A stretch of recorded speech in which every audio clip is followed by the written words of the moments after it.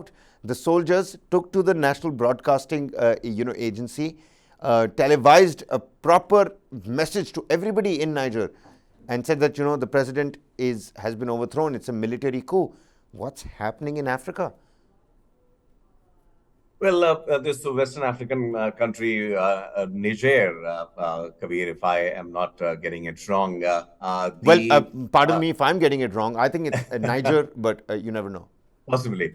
But this act of upturning a government, usurping a government is, again, I would say, not new to Western African countries. And why I say Western Africa, Kabir, you won't be able to fathom how far is West Africa. I mean, we talk about the wild, wild West, which is even more west than the African continent, but a bit little upwards if you talk about the Americas and the Canada and the Latin American countries. But when it comes to West Africa, Kabir,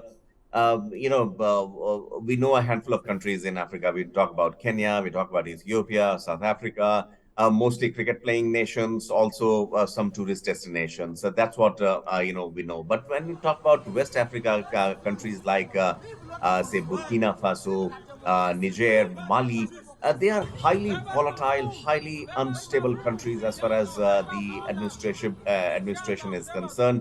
A lot depends on the foreign aid. There are countries like France, China, for that matter, controls almost half of the West Africa, where it is developing dams, electricity generating units, and whatnot, malls, residential complexes. So, for a country like West Africa, like Niger, I think the army taking over, the administration on a live TV and announcing that the government has been overthrown would uh, not be done unless there is a tacit support from a third force. And Niger's President Mohamed Bazoum, he has been held by the troops from the Presidential Guard since early Wednesday. And he was promised Washington's unwavering support in call for U.S. Secretary of State Antony Blinken. United Nations Secretary General Antonio Guterres has also said that he had spoken to the president and offered the UN's full support. And Mr. Bazoum is a key Western ally in the fight against Islamic militancy in West Africa. So, Kabir, that's what I was saying.